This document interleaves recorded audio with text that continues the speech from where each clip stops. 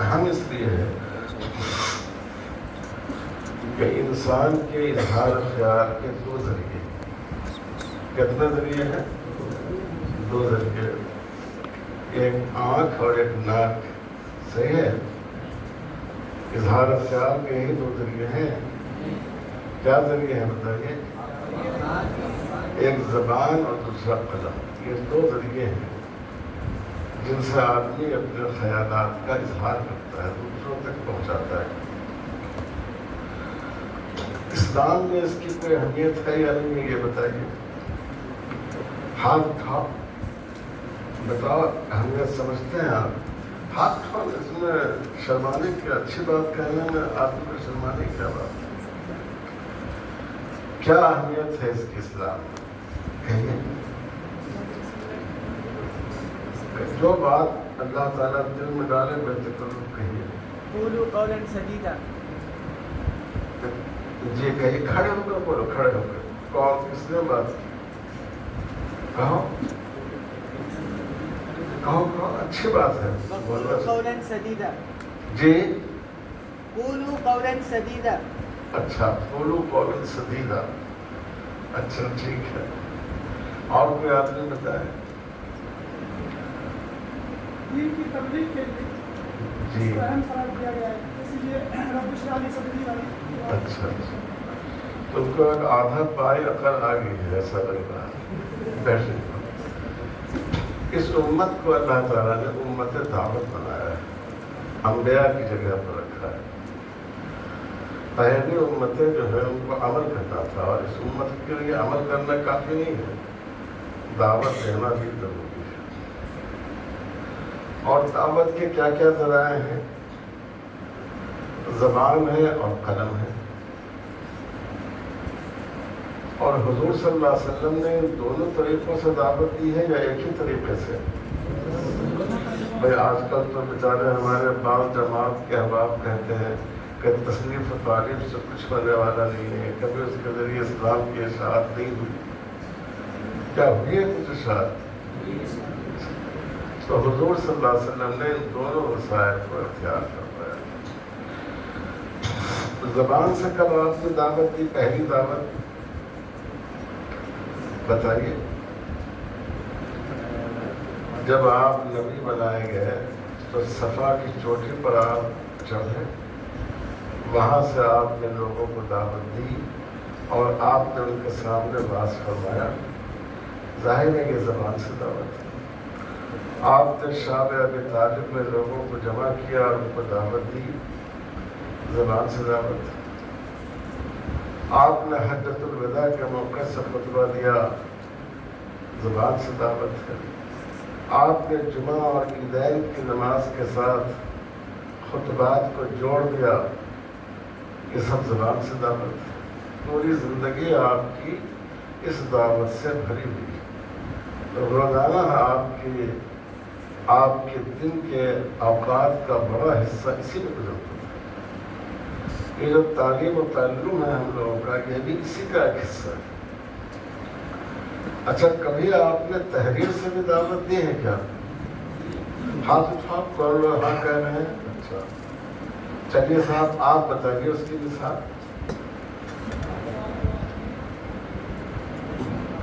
جی جی جی، کون اپنے مطلب ہندوستان کے بادشاہ کو، جیسا بھی مودی جی کو آپ دعوت دیں گے؟ جی، حضور صلی اللہ علیہ وسلم نے کتنے بادشاہوں کو خط لکھا ہے بتائیے؟ جی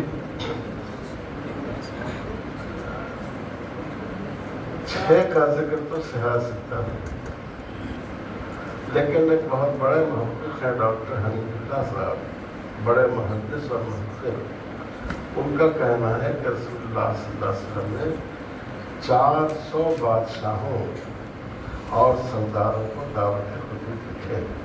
کتنوں کو؟ 400۔ اس سے معلوم ہوا کہ دعوت کا ایک اہم طریقہ انسان کا قلم ہی ہے۔ اس لیے ان دونوں کی بڑی اہمیت ہے۔ تو بولنے کے لیے بھی سلیقے کی ضرورت ہے، سمجھ رہے ہیں؟ ورنہ ایک ہی بات سلیقے سے کہی جاتی ہے تو آدمی پر اس کا اثر ہوتا ہے، اور اگر بے سلیقہ آپ کہہ دیں تو ہو سکتا ہے کہ مخاطب آپ کی ضیافت تھپڑ سے کر دے، ایک آدھ تھپڑ آپ کو رسید کر دے،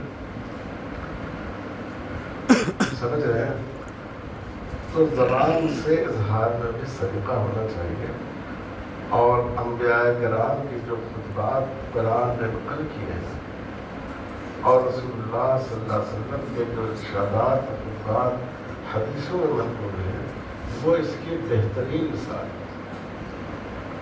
کس طرح آپ نے لوگوں کی نفسیات کو سامنے رکھتے ہوئے ان کو خطاب کیا، اور تحریر میں ایک طرح سے اس سے زیادہ لحاظ کرنا پڑتا ہے، کیونکہ زبان سے جو الفاظ آپ کہتے ہیں وہ تو فضا میں تحریر ہو جاتا ہے۔ اب تک جو بات میں نے کہی، اگرچہ آج کل سائنسداں کہتے ہیں کہ یہ بھی فضا میں یہ چیز محفوظ ہو جاتی ہے، اور یہ اسلام کے مزاج سے قریب بھی ہے، جو اسلام میں جمع اعمال اور اس پر اجر کا وزر کا تصور ہے۔ لیکن ایسے بظاہر آپ نے بات ختم ہو گئی، لیکن تحریر میں جب آپ نے کوئی بات لکھی وہ بات محفوظ ہو جاتی ہے۔ تو اگر آپ میں سے کوئی آدمی اپنے ملک کے وزیر اعظم اور وزیر داخلہ صاحب کے طریقے پر عمل کرتے ہوئے آج ایک بات کہے، کل انکار کر جائے، پرسوں بدل دے، کوئی ثبوت اس کا نہیں ہوتا ہے۔ لیکن اگر کوئی تحریر آپ نے لکھ دی وہ ثبوت ہوتا ہے، اس میں آدمی پکڑ ہوتا ہے۔ اس لیے تحریر کی ایک حد تک زیادہ اہمیت ہے۔ دوسرا پہلو تحریر کی اہمیت کا یہ ہے کہ تحریر مدتوں اور ہو سکتا ہے کہ قیامت تک محفوظ رہے۔ زبان کے بول محفوظ نہیں رہتے۔ آپ جو آپ کتابوں کو پڑھتے ہیں، اگر اس کی تحریر محفوظ نہیں ہوتی تو آج آپ کتابوں کو پڑھ سکتے تھے؟ نہیں پڑھ سکتے تھے۔ اسی لیے علماء نے ہمیشہ تصنیف و تالیف کی طرف توجہ دی۔ امام اوزاعی رحمۃ اللہ علیہ کا قول ہے کہ کثرت تصنیف اس امت کے اعجاز میں سے۔ دنیا کے دوسرے مذاہب کو آپ دیکھیں، اسلام پر جتنا لکھا گیا، جتنے پہلوؤں سے لکھا گیا، جتنی زبانوں میں لکھا گیا، جتنے لوگوں نے قلم اٹھایا، دوسرے مذاہب پر کسی مبالغے کی بغیر اس کا عشر اشیر بھی نہیں لکھا گیا۔ یہ اللہ تعالیٰ نے اس دین کا اعجاز رکھا ہے کہ رسول اللہ صلی اللہ علیہ وسلم کی کوئی بات چھپی ہوئی نہیں ہے۔ آپ کا ایک ایک عمل، آپ کا ایک ایک ارشاد چھپی ہوئی حالت میں موجود ہے۔ تو اس لیے تصنیف و تعلیف کی بڑی اہمیت ہے۔ اور سلف صالحین میں آپ دیکھیے، شاید کوئی ایسی شخصیت آپ کو ملے کہ جس نے تصنیف و تعلیف سے کوئی تعلق نہیں رکھا۔ تو اس لیے اس کی بڑی اہمیت۔ معہد میں ہم لوگ شروع سے اس بات کی کوشش کرتے ہیں کہ تعلیم کے ساتھ ساتھ تصنیف و تعلیف اور تفحص و تحقیق اس کو جوڑے رکھا جائے۔ شروع میں اس سلسلے میں میرے ذہن میں تصور تھا کہ یہ درسگاہ بھی ہو، اور اردو دنیا میں جو کام دارالمصنفین کرتا ہے اور عربی دنیا میں جو کام دائرۃ المعارف العثمانیہ کیا کرتا تھا، وہ صلاحیتیں بھی اس ادارے میں جمع ہو جائیں، اور یہ آپ ہی حضرات کے ذریعے ہوگی۔ ماشاءاللہ ہم لوگ آہستہ آہستہ اس کی طرف اپنا قدم بڑھا رہے ہیں۔ تو اس وقت میں نے اس لیے اس موضوع کا انتخاب کیا کہ ہر طالب علم کے لیے یہاں کسی موضوع پر لکھنا ضروری ہے، یہ آپ کے تعلیم اور امتحان کا حصہ ہے۔ سارے دوم کے طلبہ کو 2 تا 300 صفحات کا مقالہ لکھنا ہے۔ کتنے صفحات کا؟ بولیے۔ کم سے کم 200 اور اس سے زیادہ ہو، کوشش کریں کہ 200 سے 300 صفحات کا مقالہ۔ اور سال اول کے طلباء چونکہ مشق کے مرحلے میں ہیں، ان کے لیے 50 سے 100 صفحے تک کا مقالہ۔ کتنے صفحات کا؟ 50 سے 100 صفحات تک کا مقالہ، یہ سال اول ہے۔ اور اس سال اس کو ہم زیادہ پابندی اور اہتمام کے ساتھ جاری کرنا چاہتے ہیں، اس کو امتحان کا حصہ بنانا چاہتے ہیں۔ تو اب جب آپ کسی موضوع پر لکھیں گے تو میں نے اس میں لکھا ہے کہ کسی علمی موضوعات پر لکھنے کے لیے 5 مراحل ہوتے ہیں۔ کتنے مراحل ہوتے ہیں؟ بولیے کتنے مرحلے ہیں؟ 5 مرحلے۔ پہلا مرحلہ ہے موضوع کا انتخاب۔ ایسا عنوان آپ کون سا عنوان آپ منتخب کریں، یہ پہلا کام ہے۔ اس عنوان کی کچھ اہمیت ہو۔ آپ کو مضمون لکھنا تھا، آپ نے اپنے کسی ساتھی کے چشمے پر لکھ دیا، اس سے امت کو کیا فائدہ ہوگا؟ تو ایسا عنوان ہو، ایسا موضوع ہو جس سے امت کو نفع ہو سکتا ہو۔ دوسرا موضوع اس پہ آگے ہم گفتگو کرنے والے ہیں۔ دوسری ضروری چیز ہے اس موضوع کا تجزیہ، اس کے ذیلی عنوانات تقسیم کرنے، اس کے ابواب اور فصول متعین کرنے، یہ دوسرا ضروری کام ہے۔ اور تیسرا مرحلہ ہے موضوع سے متعلق مواد کا استخراج۔ جس موضوع پر آپ لکھ رہے ہیں اس موضوع سے متعلق علمی مواد بھی جمع کریں۔ ایسا نہیں کہ جو بات دماغ میں آتی جا رہی ہے لکھتے جا رہے ہیں، پڑھنے والوں کو پڑھ کر طبیعت خراب ہو جائے، بلکہ آپ اس سے متعلق معتبر مواد کا استخراج کریں۔ چوتھی چیز ہے اس مقالے کو قلم بند کرنا، لکھنا۔ کیسے آپ لکھیں گے، اس میں رموز تحریر میں کن چیزوں کا استعمال کریں گے۔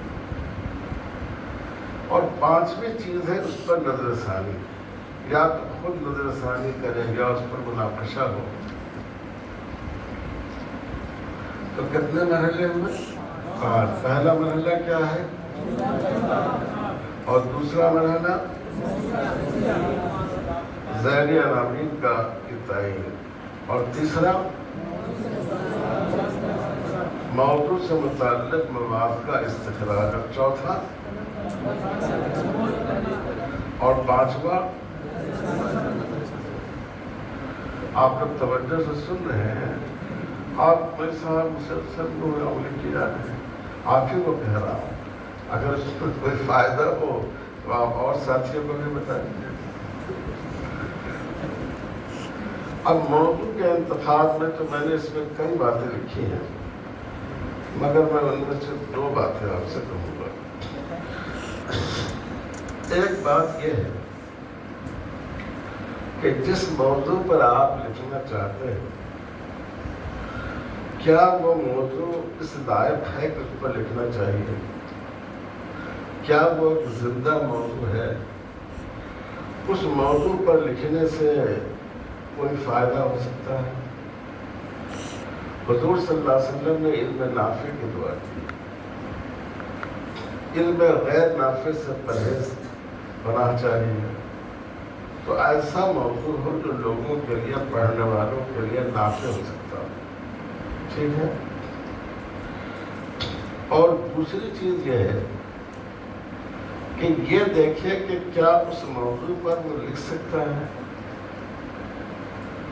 اس کے لیے جو علمی مواد مطلوب ہے، کیا وہ مواد ہمیں مہیا ہیں، وہ کتابیں ہمیں مہیا ہیں؟ جس زبان میں یہ مواد ہے اس زبان سے کیا ہم واقف ہیں؟ آپ نے ایک ایسا موضوع لیا جس کا سارا مواد انگریزی زبان میں ہے اور آپ کو لکھنا ہے اردو زبان میں، آپ کیسے لکھیں گے اس کو؟ تو دو باتیں بہت ضروری ہیں، ایک تو اس موضوع کی کوئی اہمیت نہیں، اور دوسرے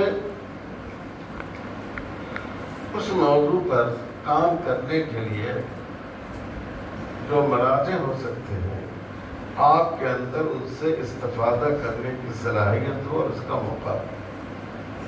بات سمجھ میں آئی؟ کتنی چیزیں چاہیے؟ دو باتیں۔ نمبر ایک، اس موضوع کی کوئی نافعیت اور افادیت ہو، اور نمبر دو، اس موضوع سے متعلق مواد آپ کو فراہم ہو سکتا ہو۔ یہ تو پہلا موضوع کا انتخاب ہو گیا۔ اب دوسرا مرحلہ ہے ذیلی عناوین کا انتخاب۔ آپ کتابوں میں پڑھتے ہیں، خاص کر فقہ کی کتابوں میں کوئی بھی باب آپ پڑھیے، شرائط کا الگ ذکر کرتے ہیں، ارکان کا الگ ذکر کرتے ہیں، سنن کا الگ، مستحبات کا الگ، مکروہات کا الگ، مفسدات کا الگ، سب کو ملا جلا کر لکھ دیتے تو بات تو ہو جاتی، لیکن وہ بات ایسی ہوتی کہ آپ کے دماغ میں وہ بات داخل نہیں ہو سکتی، اوپر سے گزر جاتی۔ اس لیے اس کو تقسیم کر دیتے ہیں تاکہ آپ کے ذہن میں اس کو منضبط کرنا، محفوظ کرنا آسان۔ اسی کے لیے ذیلی عناوین قائم کی جاتا ہے۔ مثلاً آپ کو وضو کے موضوع پر لکھنا ہے تو اب آپ لکھیں گے وضو کی شرائط، وضو کے فرائض، وضو کی سنتیں، وضو کے مکروہات، وضو کے نوافل۔ یہ جو ترتیب آپ قائم کریں گے الگ الگ عنوان کے تحت، یہی ذیلی عنوانات ہیں، اور ان سے آپ کا مقالہ جامع بھی ہوگا اور مرتب بھی ہوگا۔ اب اس میں چند باتیں جن کی طرف ہم نے توجہ دلائی ہے اس کو بھی سمجھ لیجیے۔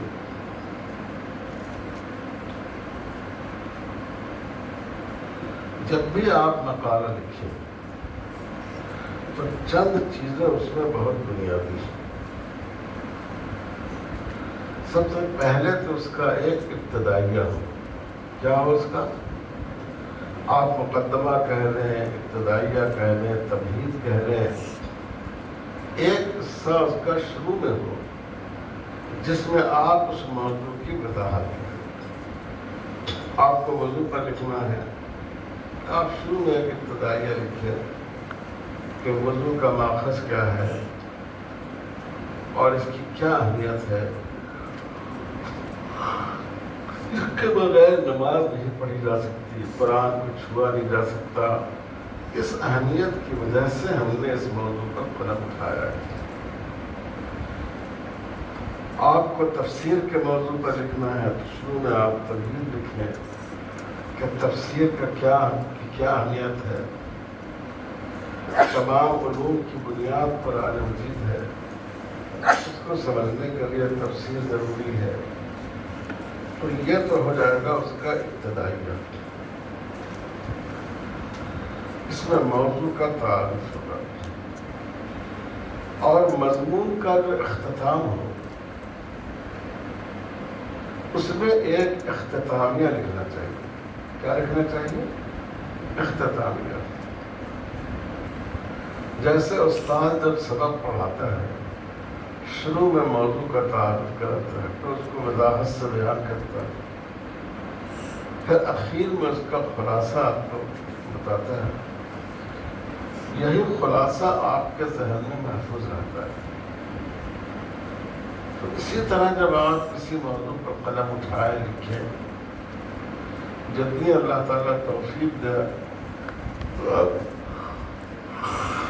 کام کریں لکھیں، لیکن اخیر میں یہ کوشش کرنی چاہیے کہ اس کا خلاصہ آ جائے۔ مثال کے طور پر یہ حج کا موقع ہے، آپ کو حج بدل کے موضوع پر لکھنا ہے۔ شروع میں آپ ایک تمہید لکھیے کہ عبادت تو ہر انسان پر کو خود ادا کرنی ہے۔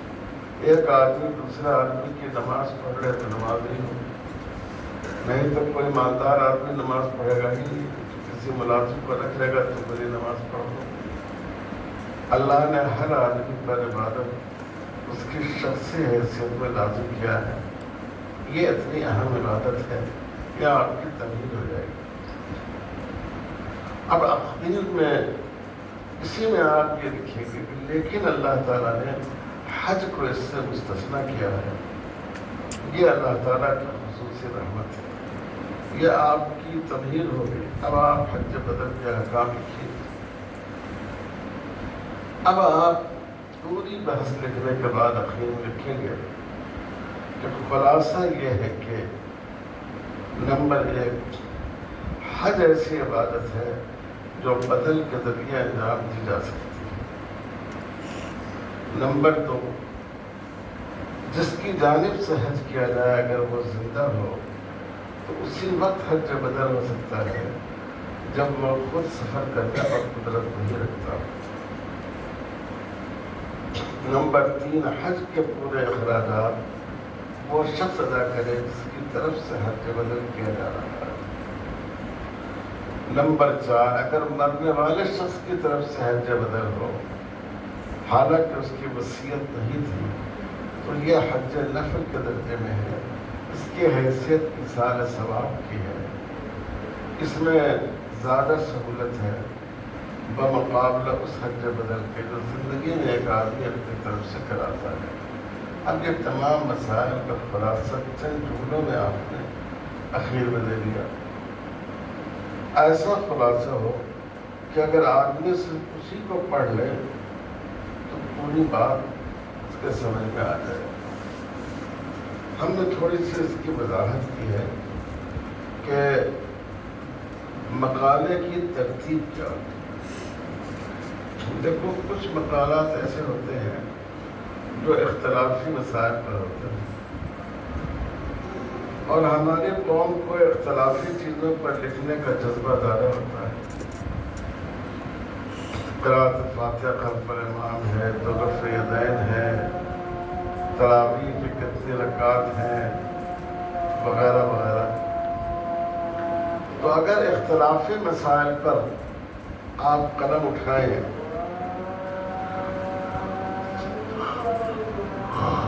تو اس کی ابتدا جو ہو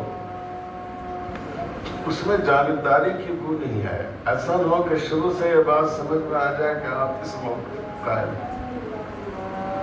ابتدائیہ اس کا ایسا ہو کہ چونکہ اس سلسلے میں مثلاً احادیث متعارض ہیں، اس کے 2 طرح کے ادوار ہیں۔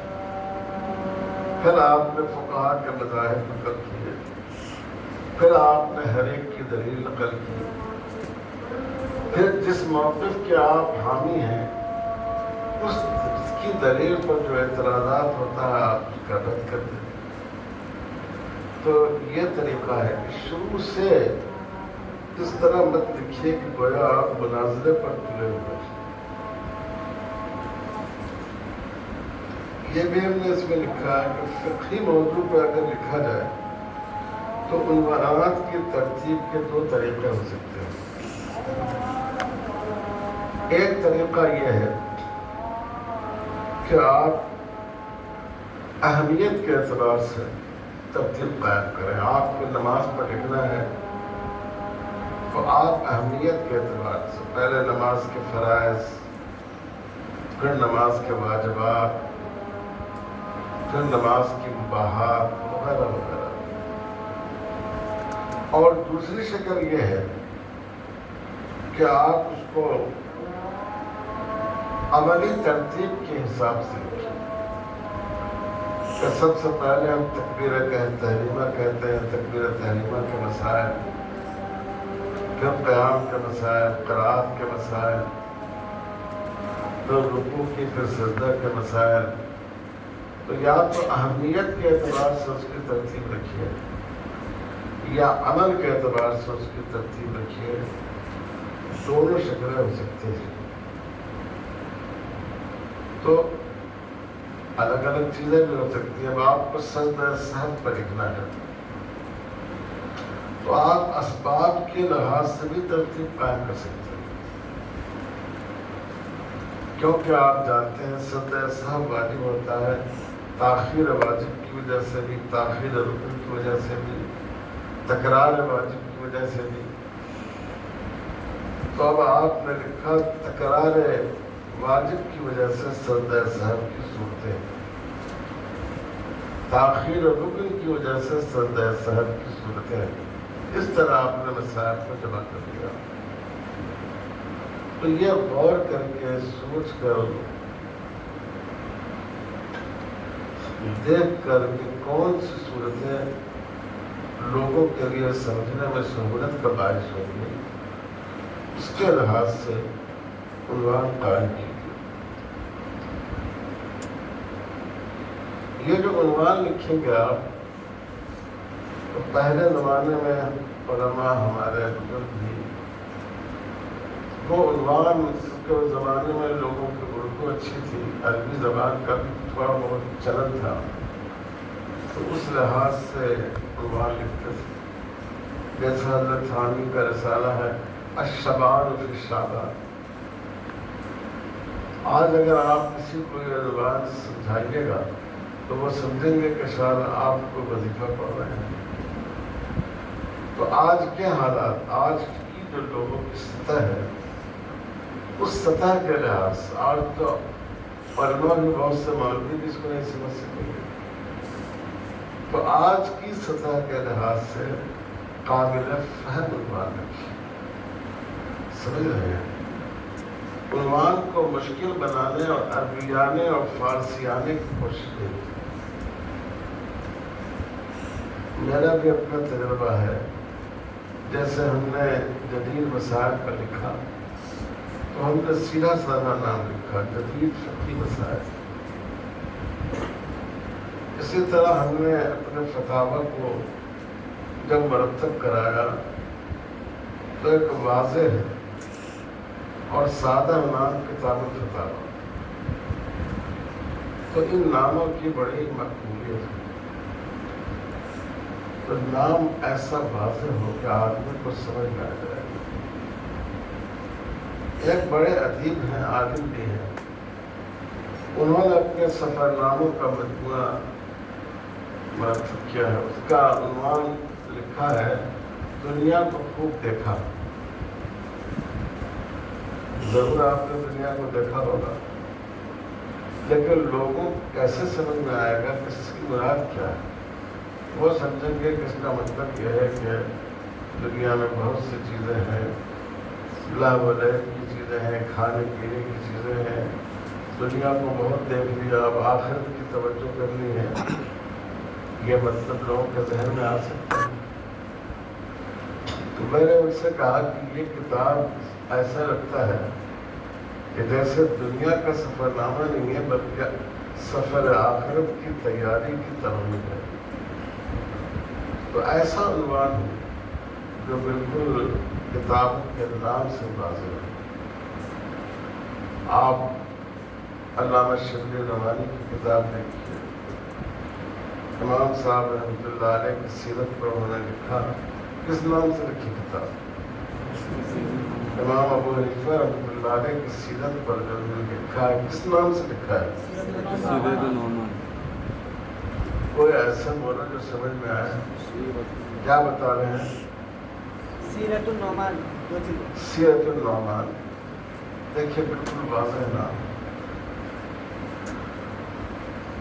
تو آج کل لوگ اس میں نام ہی میں اتنے القاب و آداب لگا دیتے ہیں جو بیچارے عوام ہیں تو سمجھ میں نہیں آتا۔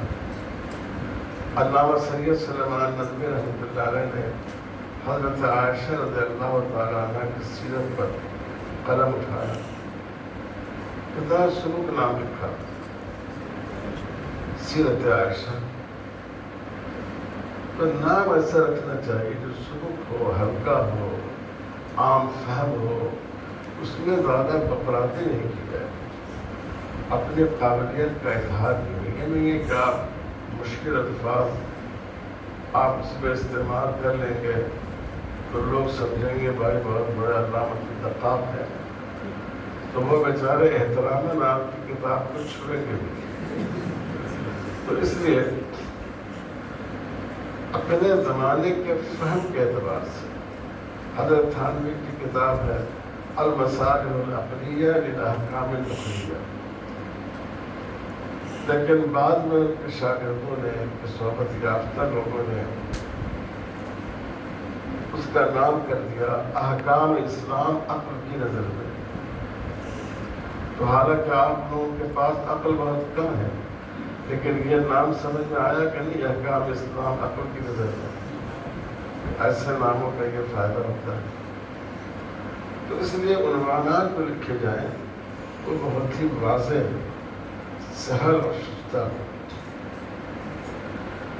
اب یہ اس پر آتے ہیں جو اس کا سب سے اہم حصہ ایک اعتبار سے کہ جو مواد آپ جمع کریں گے مقالے کا، وہ کہاں سے جمع کریں گے؟ جی بہاری شریف سے لائیں گے؟ کہاں سے لائیں گے؟ جی نہیں سنا. مختلف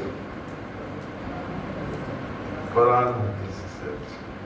اور اگر فقہی موضوع ہوا تو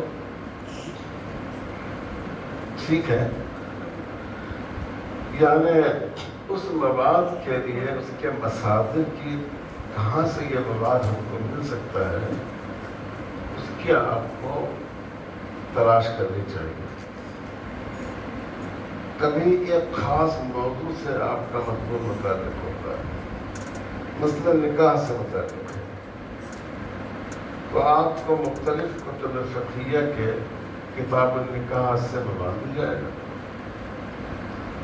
اور کبھی ایسا موضوع ہوتا ہے کہ جس میں ضمنی طور پر آپ کا موضوع آتا ہے. سمجھ رہے ہیں؟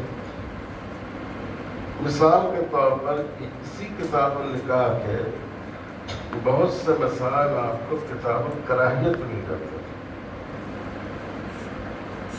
تو اب دونوں طرح کا مواد آپ کے سامنے رہنا چاہیے. یہ ہدایہ کا، نور مختار کا، شامی کا، فتاوی قاضی خان کا، بدائع الصنائع کا، یہ کتاب النکاح ہے. اور یہ ان کتابوں کی کتاب الکراہیت، یا بعض فقہا کو کتاب الحظر والاباحت اور بعض فقہا کتاب الاستحسان سے تعبیر کرتے ہیں، یہ مواد نہیں. تو اس طرح مواد کے نکالنے کے لیے محنت کرنی چاہیے کہ اس موضوع کا مواد ہمیں کہاں کہاں ملے گا. ایک بات اور ذہن میں رکھنی چاہیے کہ آپ کو کسی موضوع سے متعلق جو مواد ملے گا، 3 طرح کے مصنفین ہوں گے. ایک تو متقدمین، جو بہت پہلے کے مصنف ہیں. آپ کسی فقہی مسئلے کو دیکھ رہے ہیں، آپ نے اس کو امام محمد کی کتاب سے دیکھنا شروع کیا. آپ حدیث کے کسی مضمون کو دیکھ رہے ہیں، آپ نے امام مالک سے دیکھنا، امام احمد سے دیکھنا شروع کیا. دوسری قسم کی تصنیفات وہ ہیں جو متاخرین کی، جو پچھلے 200-300 سال کے اندر کی. جیسے آپ عالمگیری میں سے دیکھیں، بدائع سے دیکھیں، یہ سب متاخرین میں کا شمار ہے. اور تیسرے قسم کی کتابیں وہ ہیں جو معاصرین کے ہاتھ میں. مثلاً آپ کو فقہی کے کسی مسئلے کو دیکھنا ہو تو موجودہ دور کے علماء اور فقہا نے جو چیزیں لکھی ہیں ان کو آپ اس میں سے تلاش کریں گے. تینوں کے اپنے اپنے فائدے ہیں. متقدمین کی جو کتابیں ہوتی ہیں ان کو دیکھیے صحت اقوال کو جاننے کے لیے. متقدمین کا قول زیادہ معتبر ہے بمقابلہ بعد کے لوگوں کے، اور متأخرین کی کتابوں کو دیکھنا چاہیے تنقیح مسائل کے لیے۔ متأخرین کی کتابوں میں آپ کو مسئلے کی تنقیح اور تشقیق ملتی ہے، اگر اس کی یہ شکل ہو تو یہ حکم ہوگا، یہ شکل ہو تو یہ حکم ہوگا۔ اور معاصرین کی کتابوں میں آپ کو موجودہ زمانے میں اس کی تطبیق ملتی ہے۔ موجودہ دور میں آپ ان مسائل کو کس طرح منتقل کریں گے، یہ چیز آپ کو معاصرین کی کتابوں میں ملتی ہے، جس میں جدید مسائل بھی آپ کو ملیں گے۔ تو ہمیشہ کسی موضوع پر جب تحقیق کرنی ہو، اہم بحث لکھنی ہو، تو ان تینوں پہلوؤں کو، تینوں طرح کی کتابوں کو سامنے رکھنا چاہیے۔ یہ نہیں کہ ایک کتاب پڑھا اور پوری اسی سے لکھ کر لے آئے۔ متقدمین بھی، متاخرین بھی، معاصرین بھی۔ جب آپ ایک موضوع ہے، اس میں مواد جمع کرنا، مواد کیسے جمع کریں گے؟ مواد جمع کرنے کے لیے آپ کو اپنی ایک نوٹ بک رکھنی چاہیے۔ نوٹ بک سمجھ رہے ہیں نا، جس میں 100-200 کی نوٹ لگی ہوئی ہو، ایک نوٹ بک رکھی، اور اس کو اس طرح آپ مواد جمع کیجیے۔ میں نے اس میں لکھا ہے، موضوع کے اعتبار سے یہ الگ الگ ہو سکتا ہے۔ ایک حصہ مسئلے کی تنقیح کا ہو، مسئلے کی تنقیح اگر فقہی مسئلہ ہے اور مذاہب کی تفصیل اس میں آئے۔ ایک حصہ ادلہ شریعہ کا ہو،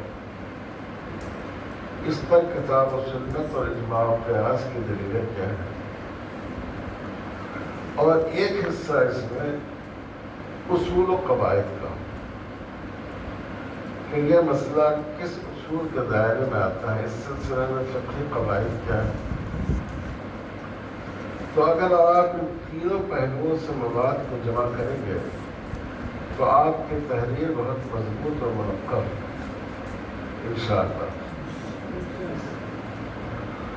اب اس میں مواد جمع کرتے وقت کیسے لکھا جائے، یہ آپ نے اس میں لیا ہونا۔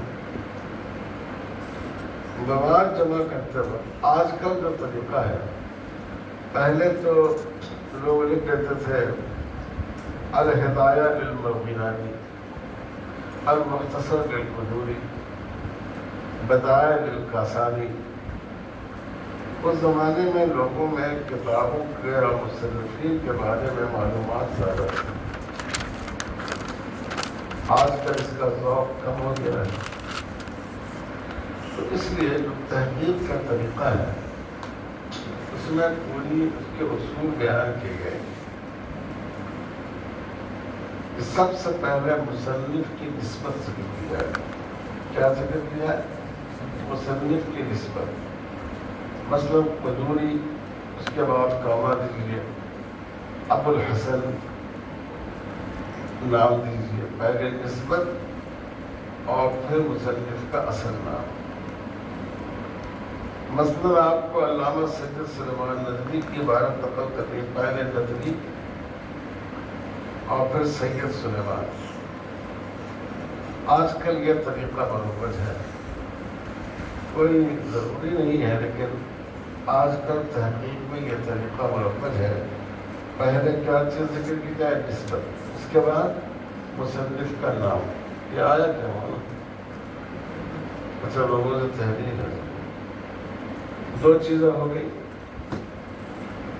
اب تیسری چیز ہے کتاب کا نام، سمجھ رہے ہیں؟ مثلا قدوری نسبت ہوگی، اب ان کا نام ابو الحسن نام ہو گیا، پھر کامہ دیجیے، اس کے بعد المختصر فی الفقہ الحنفی، یہ کتاب کا نام ہو گیا۔ اب تیسرے نمبر پر جلد نمبر دیجیے، مثلا فرض کیجئے کہ قدوری 5 جلدوں میں ہے، تو جلد نمبر 5 لکھیے۔ جلد نمبر 5 کا 20واں صفحہ ہے، تو جلد نمبر 5 اور صفحہ نمبر 20.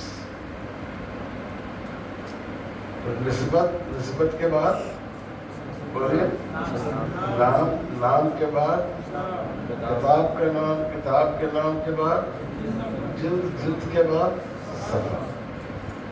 یہ آج کل تحقیق میں حوالہ لکھنے کا طریقہ ہے، اور یونیورسٹیوں میں تو اس کو بہت ہی لازم قرار دیتے ہیں. اب جب آپ نے صفحہ نمبر بھی لکھ دیا تو ابھی بھی کام ختم نہیں ہوا.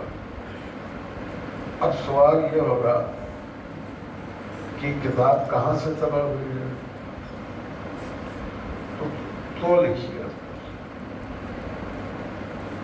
اس کے بعد 2 نقطہ لکھیے، پھر اس کے بعد لکھیے جہاں سے کتاب تباہ ہوئی ہو. مثلاً دارالکتاب سے کتاب تباہ ہوئی تو 2 نقطہ اوپر لکھیے، اس کے بعد دارالکتاب. ابھی بھی کام ختم نہیں ہوا ہے. ہو سکتا ہے کہ دارالکتاب سے اس نسخے کے مختلف زمانوں میں الگ الگ ایڈیشن سے شائع ہوں. ایک آدمی آپ نے حوالہ دیا ہو ایک ایڈیشن کا، کسی آدمی نے دیکھا تو وہ دوسرا ایڈیشن ہے اس کے پاس، اس نے آپ کو جھوٹا ٹھہرا دیا، آپ کی تکذیب کر دی. کیا کریں گے بتائیے؟ اس کے بعد مصنف کا نام لکھیں گے، سند تباد لکھیں گے. مصنف کا نام تو آگے اخیر میں سند تباد. تو کتنی چیزیں ہوئی؟ سب سے پہلے مصنف کی نسبت، اس کے بعد بولو نا تم لوگ، مصنف کا نام، اس کے بعد ٹھیک ہے، اس کے بعد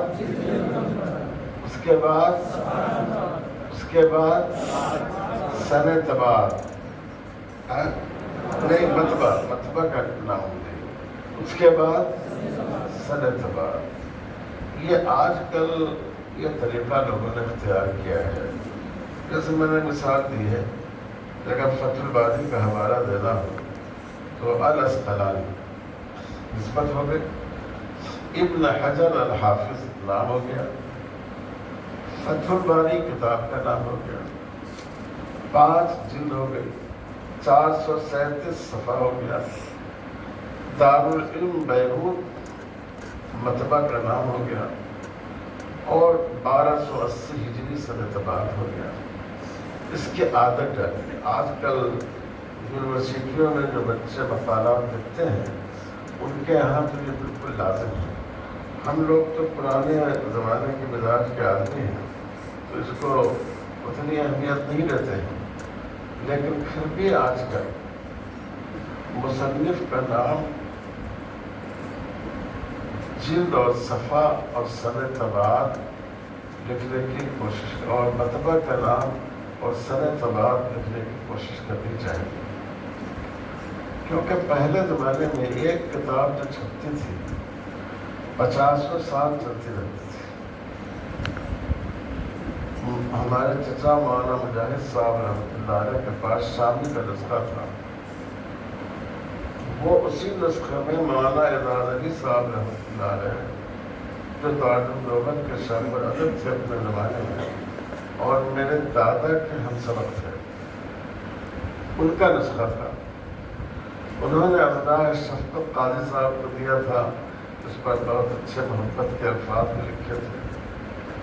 تو اب آپ سوچیں کہ کون مولانا اعزاز علی صاحب کا زمانہ حضرت شاہ فرید کا، اس وقت سے لے کر قریب تک جو ہم لوگوں کے پڑھنے کا زمانہ تھا وہی نسخہ چل رہا تھا.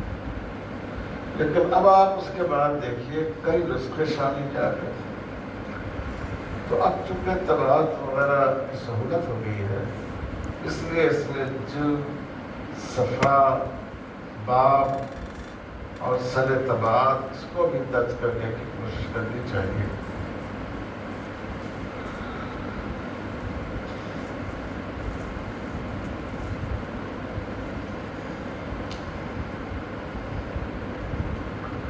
اب دیکھیے اس کو نکال دیجیے. اب یہ بتائیں لوگوں کو، اب آخری مرحلہ یہ ہوتا ہے مقالہ لکھنے کے بعد کہ اب آپ اس کی تمیز کریں گے. کیا کریں گے؟ تمیز. تمیز کے معنی فائدہ ملتا ہے مارکیٹ میں، لا کر اس کو پھیر دیں گے. ٹھیک ہے، اس مسودے کو صاف کریں گے، اس لائق بنائیں گے کہ اچھی طرح آدمی اس کو پڑھ سکے. تو تمیز جو کریں گے آپ، تو عربی اور اردو یہ کس طرف سے شروع ہوتی ہے تحریر؟ بائیں طرف سے نا؟ اچھا، دائیں طرف سے. جی، تو اس کو جب لکھیں گے آپ تو دائیں جانب 1.5 انچ اور بائیں طرف 1 انچ یا آدھا انچ یہ جگہ چھوڑ دیں. دائیں اور بائیں جو جگہ چھوڑ دیں، کیا حکمت ہو سکتی ہے؟ آپ لوگوں کو غصہ آ رہا ہوگا کہ خاموں کا پیسہ ضائع ہوگا، اس لیے چھوڑ دینا چاہیے. ایک تو اس سے تحریر خوبصورت معلوم ہوتی ہے. دوسری بات یہ ہے کہ آپ جانتے ہیں نا کہ تحریر کنارے سے عام طور پر ہٹ جاتی ہے، کمزور ہو جاتی ہے، داغ دھبا لگ جاتا ہے. تو اگر ایسا ہو تب بھی جو اصل تحریر ہے وہ محفوظ ہے. اس لیے آج کل یہ اصول متعین کیا گیا ہے کہ دائیں جانب 1.5 انچ اور بائیں جانب 1 انچ یا آدھا انچ اتنی جگہ اس کو خالی رکھی جائے. ایک فائدہ اس کا اور بھی ہے. آپ نے لکھ لیا 100 صفحے کی کتاب آپ نے لکھ لی، بعد میں جب آپ نے دیکھا تو اس میں صفحہ 70 میں کوئی چیز آپ کو اضافہ کرنا ہے، تو اگر آپ نے تھوڑی سی جگہ چھوڑ کر رکھی ہوگی تو آپ کے لیے اس میں اضافہ کرنے کی گنجائش باقی رہے گی. اور اوپر کی طرف جہاں سے صفحہ شروع ہوتا ہے بالکل اوپر ہی سے لکھنا شروع کر دیں گے. کیا رائے ہے؟ نہیں، ہمیں کاغذ ضائع نہیں ہوگا. اگر اللہ تعالیٰ ہماری اور آپ کی یہ پیشانی نہیں رکھتے اور یہ بھاؤ یہیں سے آ جاتی کہ اتنی جگہ ضائع کیوں ہو، تو آدمی کی شکل کیسی رکھتی بتائیے؟ انسان میں اور بندر میں کم فرق باقی رہتا تھا. تو اللہ تعالیٰ نے ایک نظام رکھا ہے کہ ہماری پیشانی کھلی ہوتی ہے. تو جب آپ لکھیں تو اس کی پیشانی ہی کہتے ہیں اس کو، کہ جو اوپر کا حصہ ہے وہاں تھوڑی سی جگہ چھوڑ دی جائے. 1.25 انچ عام طور پر کہتے ہیں کہ 1.25 انچ جگہ اوپر چھوڑ دی جائے. اچھا، اور نیچے کیا آخری لائن تک لکھیں گے؟ صفحہ کے نیچے کے حصے میں کہاں تک لکھیں گے؟ وہاں میں 0.5 انچ جگہ چھوڑ دی جائے. پھر آپ لوگوں نے یہ نوٹ کیا ہے، مجھے بتائیے دائیں جانب کتنی جگہ چھوڑیں گے؟ 1.5 انچ اور بائیں جانب 1 انچ. اور صفحے کی بالائی جانب اوپر کے حصے میں 1.25 انچ اور نیچے کی جانب میں 0.5 انچ. اتنا چھوڑتے ہوئے لکھیں گے تو اس سے وہ تحریر انشاءاللہ آپ کی خوبصورت ہے. اچھا، جب نیا پیراگراف شروع کریں گے تو کیا بالکل شروع سے لکھیں گے یا پہلے سطر میں کچھ جگہ چھوڑ کر لکھیں گے؟ جی ہاں، جب پیراگراف تبدیل کریں تو پہلے سطر میں 2 لفظ کے بقدر جگہ چھوڑ کر لکھا جائے تاکہ پیراگراف نمایاں ہو جائے. اور جو مرکزی عناوین ہیں وہ کہاں لکھے جائیں گے؟ عنوان 2 طرح کے ہوں گے، ایک ذیلی ایک مرکزی.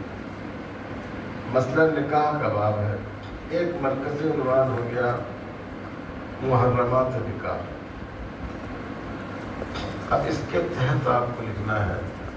ایک ذیلی عنوان ہوگا نسب کی بنا پر، ایک ذیلی عنوان ہوگا شہر کی بنا پر، سسرالی رشتے کی بنا پر، ایک عنوان ہوگا رضاعت کی بنیاد پر. تو یہ جو مرکزی عنوان ہے اس کو کہاں لکھیں گے؟ سطر کے وسط میں لکھیں گے، بیچ میں. اور جو ذیلی عنوان ہے اس کو سطر کے کنارے دائیں جانب اس کو لکھیں گے تاکہ اس میں خوبصورتی ہو. اور جو دائیں جانب جو آپ لکھیں گے تو بقیہ جگہ تو ضائع ہو جائے گی. اس میں کیا اس میں لکھ دیں گے؟ نہیں لکھیں گے. اس میں بقیہ جگہ کو چھوڑ دیا جائے. سطر کے وسط میں مرکزی عنوان، دائیں کنارے ذیلی عنوان. جس سطر میں جو ذیلی عنوان لکھا جائے اس سطر میں پھر آگے کوئی چیز نہیں لکھی جائے. ہمارے یہاں عام طور پر کتابوں میں حاشیے بھی ہوتے ہیں یا نہیں ہوتے ہیں؟ تو دیکھیے آج کل جو سلسلے میں طریقہ اختیار کیا گیا وہ یہ کہ حاشیہ لکھنے کے 3 طریقہ ہیں. کتنا طریقہ ہے؟ 3 طریقہ ہے. ایک طریقہ تو یہ ہے کہ ہر صفحے پر اس صفحے کا حاشیہ حوالہ جو لکھنا ہے لکھ دیا جائے. عام طور پر ہماری کتابوں میں یہی طریقہ مروج ہے. ہم لوگ یہی کرتے ہیں کہ اسی صفحے میں اس صفحے کا حاشیہ لکھ دیا جائے. اس میں سہولت ہوتی ہے. وہیں پر حاشیے کا حوالہ نکلا وہیں پر حاشیہ دیکھ لیا. دوسرا طریقہ آج کل یہ ہے کہ پورے باب کے حواشی نمبر ایک ساتھ ڈالے جاتے ہیں. جیسے کتاب الطہارت کا پورے کا ایک سلسلہ ہوگا. اب کتاب الطہارت میں مان لیجیے کہ 50 حاشیہ ہے تو نمبر آتا جائے گا. باب کے ختم پر 2-3 صفحے میں حواشی کا عنوان قائم کر کے نمبر 1 نمبر 2 اس کا حوالہ لکھ دیا جائے گا. اور تیسرا طریقہ یہ ہے کہ پورے کتاب کے حواشے ایک ساتھ لکھے جائیں. پوری کتاب لکھ لیا، نمبر ڈال دیا اور حواشی اخیر میں لکھ دیا. آج کل یہ دوسرا اور تیسرا طریقہ زیادہ مروج ہے. ایک باب کے حواشے ایک جگہ اخیر میں لکھ دیا جائے اور پورے کتاب کے حواشی ایک ساتھ اخیر میں لکھ دیا جائے. یہ 2 طریقے زیادہ مروج ہیں. لیکن مجھے ایسا لگتا ہے کہ جو ہمارا قدیم طریقہ ہے حاشیہ نمبر ڈالا اوپر اور وہیں اسی صفحے میں نیچے حاشیہ درج کر دیا، یہ زیادہ سہولت بخش ہے. آپ حضرات کیا سوچتے ہیں؟ جی اس میں سہولت ہے. آدمی وہیں کا وہیں دیکھ لیتا ہے. اس میں اقتباس کا اور غلطی کا امکان کم ہوتا ہے.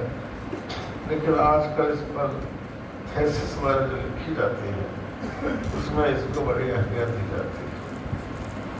حاشیے میں کیا کیا بات لکھنی ہے؟ بولیے کیا بات ہے حاشیے میں لکھنی ہے؟ ایک تو ماخذ کا حوالہ. جو چیزیں آپ نے کتاب میں لکھی، جیسے نمبر 1 آپ نے ڈالا، وہ بات آپ نے کہاں سے لی ہے اس کا حوالہ آپ نے لکھ دیا. مرغی نانی ہدایہ جلد 1 صفحہ 555 جلد مطبع فلاں صفحہ فلاں، یہ آپ نے لکھ دیا. تو ایک طریقہ تو یہ ہے. یہ آ گیا کیسے؟ اور دوسری چیز جو لکھنے کی ہے، آپ نے کتابوں میں پڑھا ہوگا، بہت سی جگہ آتا ہے، ہدایہ میں بھی آتا ہے، کما مرہ پڑھا کہ نہیں پڑھا ہے. اور یہ بھی آتا ہے کہ یہ بہت قریب آنے والی ہے، سیاتی قریب آنے والی ہے. اب وہ سیاتی کہاں پر ہے، کہاں پر آنے والی ہے، اس کو تلاش کرنا پڑتا ہے. کہاں گزری ہے بحث، تلاش کرنا پڑتا ہے. اور طالب علم ہے غائب دماغ پروفیسر، تو اس کے لیے اتنا تلاش کرنا دشوار ہوتا ہے. تو آج کل جو طریقہ ہے وہ واضح ہے. کما مرہ یعنی حاشیے میں لکھ دیا یہ بحث صفحہ نمبر فلاں پر گزر چکی ہے. یا اس کی تفصیل انشاءاللہ صفحہ نمبر فلاں پر آئے گی، تو گزشتہ بحث یا آئندہ آنے والی بحث کا حوالہ۔ تیسری چیز ہے کسی مشکل لفظ کا معنی۔ کتابوں میں مفردات آتی ہیں نا، مشکل الفاظ، اور اس میں حل لغت، بہت سی کتابوں میں آپ نے دیکھا ہوگا حاشیے پر مستقل عنوان ہوتا ہے حل المفردات کا، حل اللغات کا، اس میں ان کا حل ہوتا ہے۔ تو اسی طرح آج کل یہ طریقہ ہے کہ حاشیے میں اس لفظ کا معنی، اس لفظ کی لغوی تحقیق ذکر کر دی جائے۔ کتاب میں بہت سی جگہ شخصیات کا ذکر آتا ہے۔ آپ فقہ کی کتابیں پڑھیں گے کتنا زیادہ فقہا کا ذکر آئے گا، مقامات کا ذکر آتا ہے، واقعات کا بھی ذکر آتا ہے۔ فلاں واقعے میں رسول اللہ صلی اللہ علیہ وسلم نے حجۃ الوداع کے موقع پر یہ فرمایا، حجۃ الوداع ایک واقعہ ہے۔ اصطلاحات بھی آتی ہیں۔ تو حاشیے میں ان چیزوں کی تشریح ہوتی ہے، شخصیات کا تعارف، مقامات کا تعارف، واقعات کا تعارف، اصطلاحات پر تعارفی نوٹ، یہ سب اس میں ہوتا ہے۔ یہ ساری چیزیں حواشی میں آنی چاہیے۔ بات سمجھ میں آئی؟ دیکھو سال دوم کے طلبہ، کل میں آپ لوگوں سے سنوں گا اس کو، اگر الگ الگ مسائل ہوں تو ان سے متعلق حوالہ جات کیسے لکھے جائیں گے؟ بہتر طریقہ تو یہ ہے کہ ہر حوالہ الگ سطر میں لکھا جائے۔ ایک ہدایہ کا حوالہ ہے، ایک بدایہ کا حوالہ ہے، الگ میں لکھا جائے۔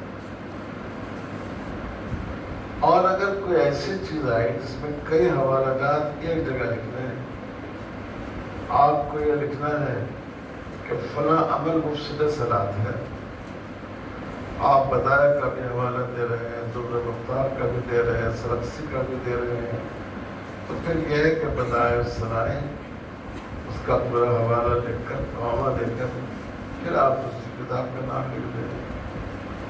تو اس طرح حوالہ جات کو لکھنا چاہیے۔ اور ایک بات کا خیال رکھنا چاہیے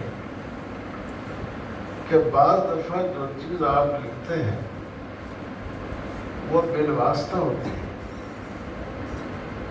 جیسے ہندیہ میں کوئی مسئلہ مصنف کتاب کا نہیں، سارے مسائل انہوں نے کسی نہ کسی کتاب سے نقل کیا ہے،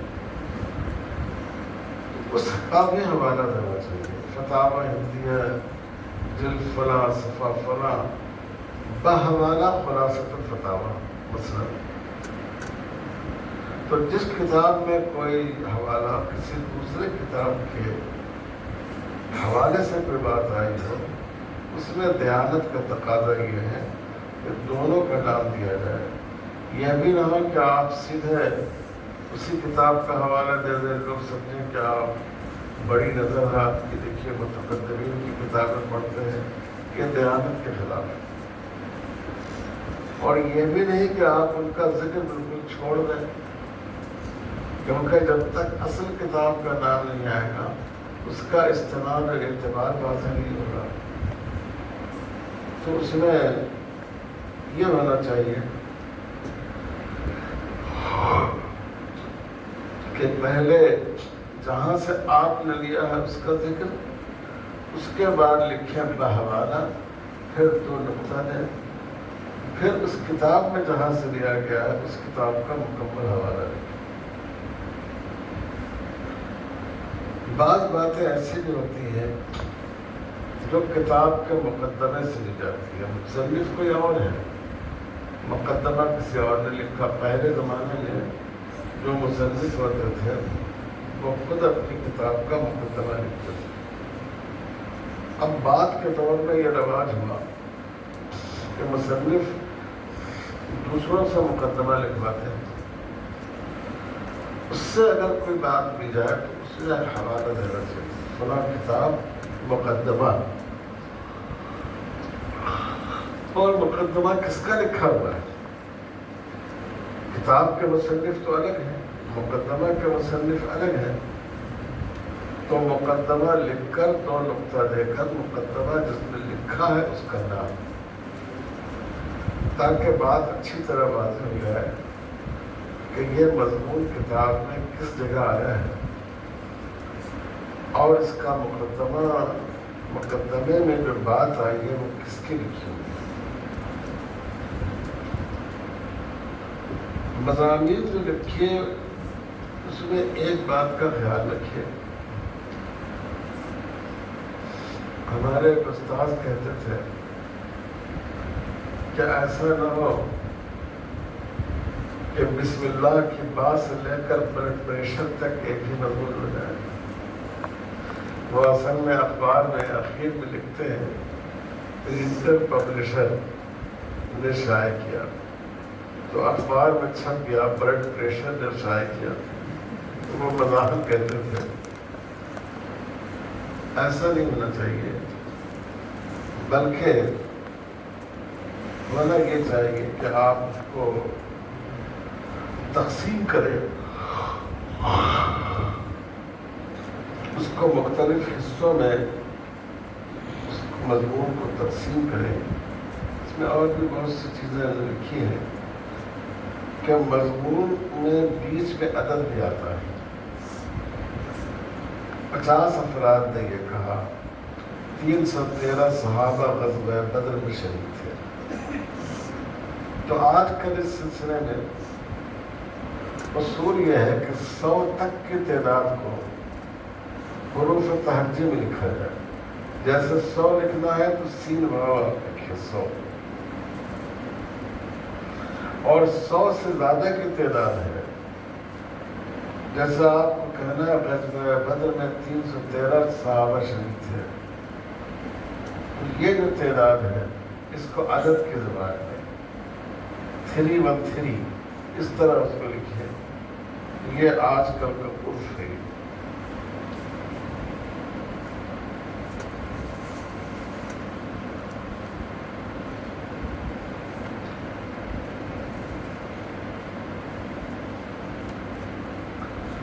اچھا یہ بہت اہم ہے.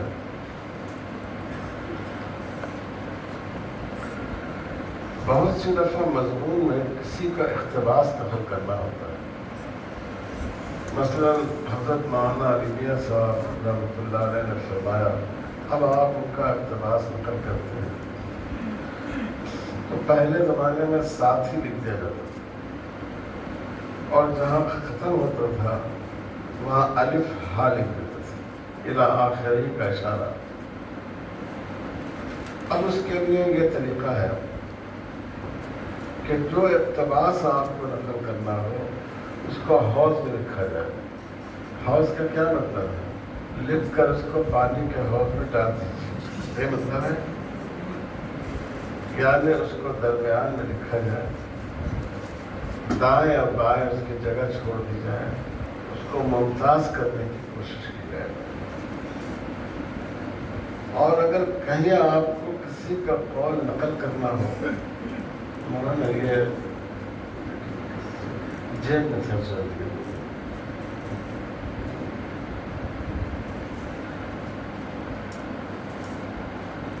تو اس میں اس کو واوین کے بیچ میں لکھیں. رموز تحریر آگے ہے.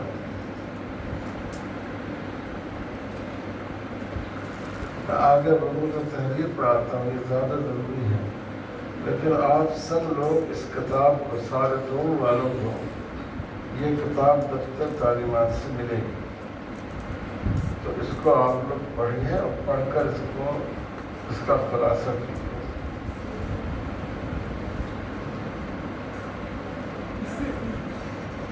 جی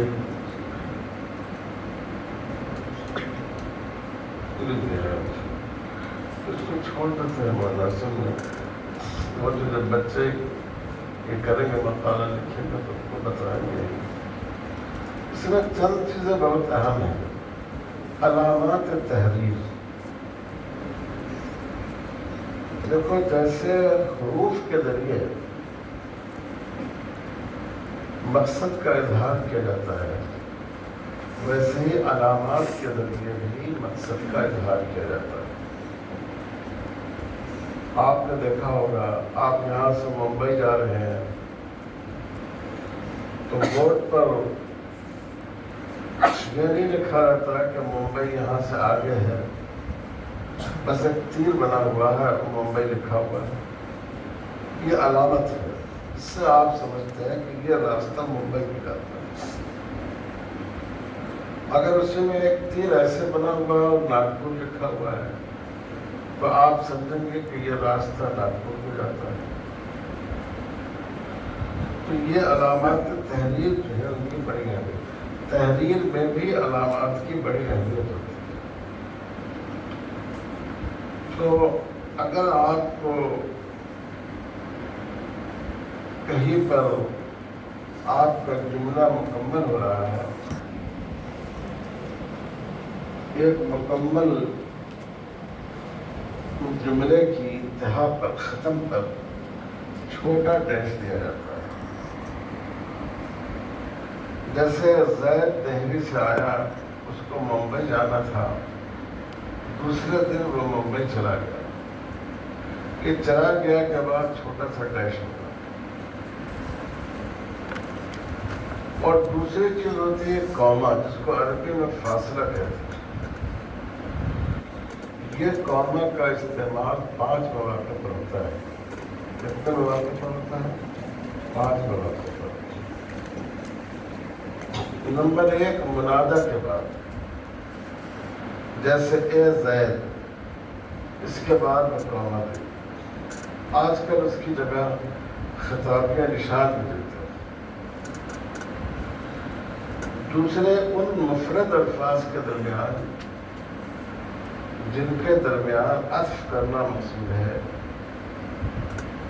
جیسے آپ نے لکھا زید، عمر، بکر اور حامد آئے، تو یہ سب عطف ہے، ہونا چاہیے زید اور عمر اور بکر اور حامد آئے۔ لیکن اردو زبان میں طریقہ یہ ہے کہ آخری لفظ سے پہلے تو اور ہوگا، بقیہ میں کوما ہوگا، زید کوما، عمر کوما، بکر اور خالد۔ تیسرا، شرط اور جزا کے درمیان، اگر تم نے ایسا کیا، یہاں پر کوما ہوگا، اس کے بعد اس کی جزا ہوگی تو تم کو یہ ثواب حاصل ہوگا۔ تو شرط اور جزا کے درمیان۔ چوتھے، مترادف الفاظ کے درمیان، ایک ہی مضمون کے لیے آپ نے کئی الفاظ استعمال کیے، اس میں بھی درمیان میں یہ کوما استعمال کیا جاتا ہے۔ 5ویں، جملوں کے درمیان جو چھوٹے چھوٹے جملے آتے ہیں، ایک بڑا جملہ ہے، اس کے درمیان کچھ چھوٹے چھوٹے جملے ہیں۔ زید آیا، وہ گیا، اس نے کھانا کھایا اور پھر واپس ہو گیا۔ تو یہ جو بیچ میں کئی چھوٹے جملے آئے، اس کے بعد بھی کوما دیا جائے گا۔ عام طور پر ہمارے یہاں بچوں کو کوما لگانے کی عادت نہیں، کوما ضروری ہے۔ کوما یہ عطف کی اور وقت کی علامت ہے۔ عطف بھی ہوتا ہے، کو بھی ظاہر کرتا ہے اور وقت کو بھی ظاہر کرتا ہے کہ یہاں ٹھہرنا ہے۔ ایک علامت جو بہت کم ہمارے یہاں استعمال ہوتا ہے، حالانکہ ہونا چاہیے، وہ منقوط کوما ہے۔ ایسا کوما جس کے نیچے ایک نقطہ لیا جائے۔ یہ اگر ایک جملہ دوسرے جملے کا سبب ہو، اس کے درمیان منقوط کوما آتا ہے۔ اسی لیے جہاں پر اس لیے ہو، کیونکہ ہو، اس سے پہلے منقوط کوما آئے گا۔ جیسے تم کو گھر جانا چاہیے کیونکہ تمہارے والد نے تم کو بلایا ہے، تو یہ کیونکہ سے سبب شروع ہو رہا ہے۔ اس سے پہلے منقوط قوم آئے گا. اسی طرح ایسے دو جملوں کے درمیان جو معنی کے اعتبار سے مربوط ہیں، باہم مربوط ہیں، ان میں بھی منقوط قوم استعمال ہوتا ہے. دو نقطہ اوپر نیچے جو دو نقطہ ہوتا ہے، یہ استعمال ہوتا ہے قول اور مقولہ کے درمیان. جیسے قال رسول اللہ صلی اللہ علیہ وسلم، دو نقطہ آئے گا، اس کے بعد لکھا جائے گا انما الاعمال بالنیات. اب کسی چیز کی اقسام کو بتانے کے لیے، جیسے اسم کی دو قسمیں ہیں، دو نقطہ آئے گا، پھر لکھا جائے گا منصرف قوما غیر منصرف. ایک علامت ہوتی ہے علامت انفعال، الف کی شکل اور اس کے نیچے نقطہ. یہ خوشی کے موقع پر، غم کے موقع پر، تعجب کے موقع پر، تأسف کے موقع پر استعمال ہوتا ہے. آج کل منادہ کے لیے بھی استعمال ہوتا ہے. اے لوگوں، اس کے بعد ان لوگ قوما، یہ اس علامت کا استعمال کرتے ہیں. مولانا عبدالماجد دریابادی رحمۃ اللہ علیہ اس علامت کا بہت استعمال کرتے ہیں اپنی تحریروں میں. سوالیہ نشان تو آپ کو معلوم ہے، جب کسی چیز کو استفہامی انداز میں آپ کیا کہ زید نے پوچھا فلاں شخص کی طبیعت کیسی ہے، اس کے بعد سوالیہ نشان ہوگا. اور اگر کسی چیز پر بہت زیادہ تعجب کا اظہار محسوس ہو تو ایسے موقع پر ڈبل سوالیہ نشان لگایا جاتا ہے. جیسے فلاں شخص نے شراب پی لی، کیا کوئی مسلمان بھی ایسا کر سکتا ہے؟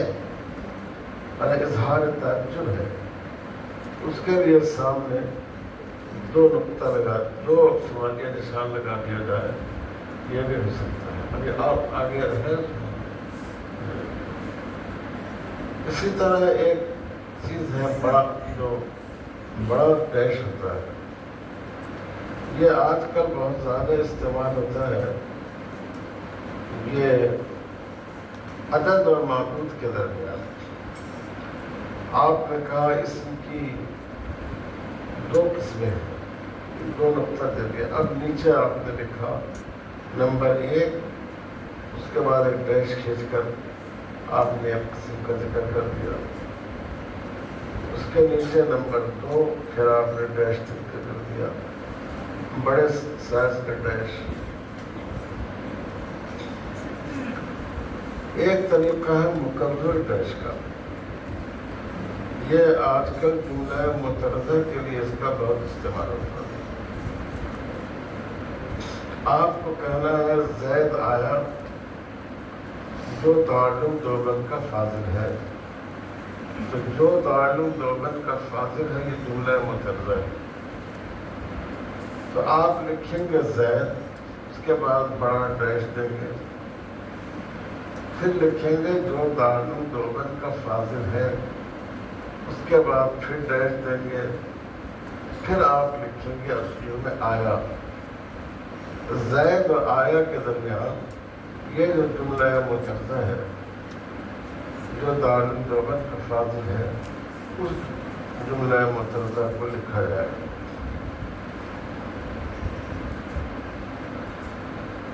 ایک اور چیز جس کو بہت کم لکھتے ہیں بچے، وہ واوین. کسی کی کوئی بات اگر بے عین ہی نقل کرے تو اس کو واوین میں نقل کرنا چاہیے. ادھر دو چھوٹے واو اور ادھر الٹے دو واو، اس کو واوین کہتے ہیں. اس کا بھی استعمال ہونا چاہیے. تو میں آج اسی پر اتفاق کرتا ہوں، لیکن آپ لوگ اس کتاب کو، اس میں پوری چیز آ گئی ہے جو آج کل منہج البحث کے تحت پڑھایا جاتا ہے. اس کو سال دون کے طلبہ کتاب حاصل کر سکتے ہیں اور سال اول کے طلبہ مولانا ارشد صاحب سے اس کی PDF حاصل کر سکتے ہیں اپنے موبائل میں. لیکن آپ لوگ اس کو ضرور پڑھیے. عام طور پر ہمارے یہاں علماء کے یہاں تحریر کا جو سلیقہ ہے اس کا مزاج دیکھیے، اس سے لوگ واقف نہیں ہیں اور اس سے بعض دفعہ تحریر واضح نہیں ہوتی. تو یہ بہت اہم موضوع ہے اور